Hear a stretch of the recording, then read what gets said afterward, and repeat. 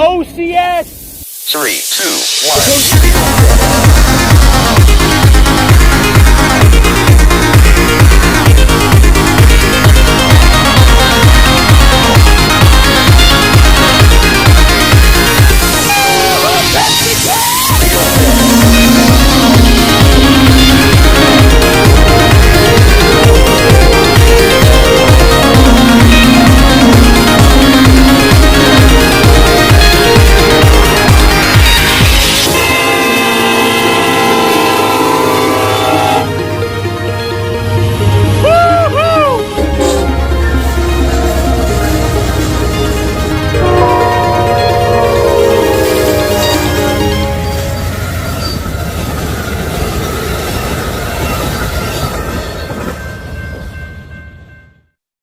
There was so much of it that just felt right for me.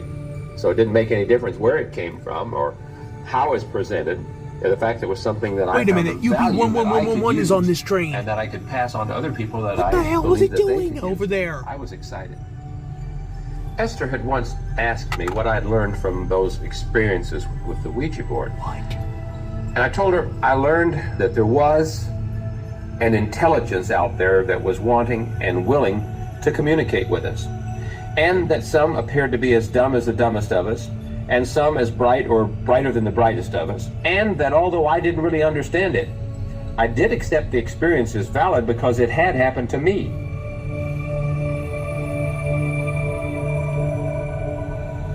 I really appreciate the time that we had reading those Seth books, because if it had not been for those books, I don't think that I would have had the transition that I did of being so afraid of this process to being so involved and so happily involved in it. In fact, as Jerry said, I was so excited after reading the books. I really wanted to go meet Seth. I wanted to meet this non-physical being that had all this wisdom.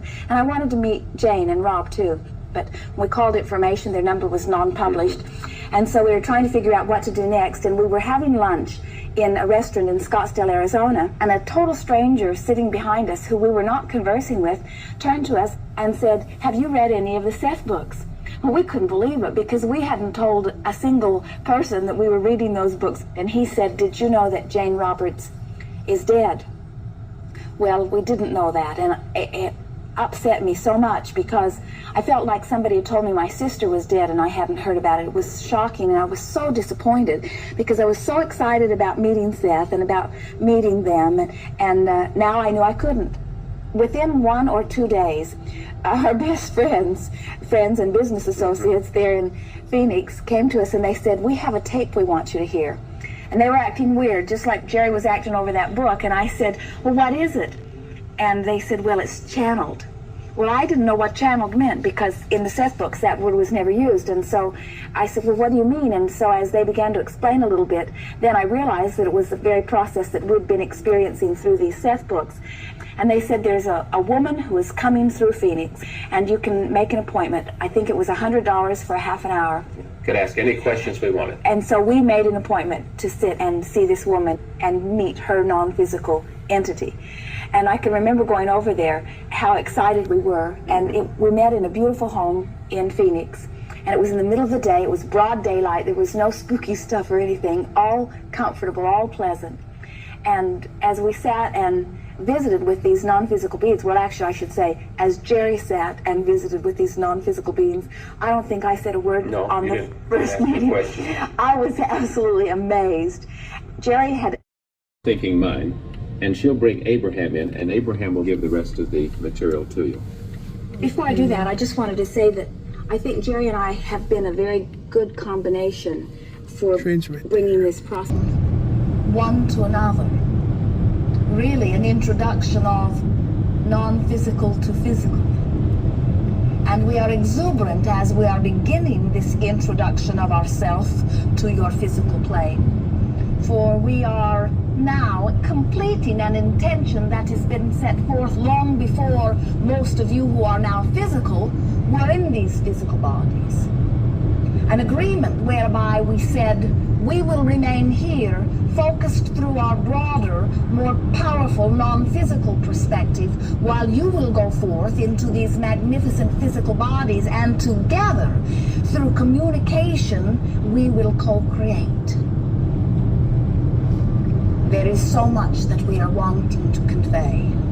For we are wanting most of all for those of you who are physical beings to understand the magnificence of your being. We are wanting you to understand who you are and why you have come forth into this physical dimension. We will begin by expressing who we are. For it is our knowing that as you are coming to understand who we are, that you will in like manner come to understand more clearly. XSP 6366 8200 and 7387. There are many of us here in the non-physical dimension that you will ever experience, and that is the glory of becoming an allower, not a tolerator, one who is truly in harmony with this world in which you are living, receiving joy from all of your exposure to what you are. And so, it defies law.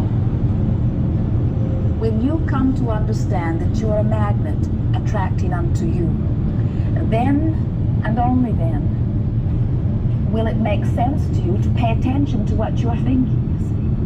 Not only will he have the delicious and glorious benefit of being physical in this time, but he will also have the enhancement of the non-physical part. We have not come forth to offer this knowledge that it may distract you from what you are about here in the physical.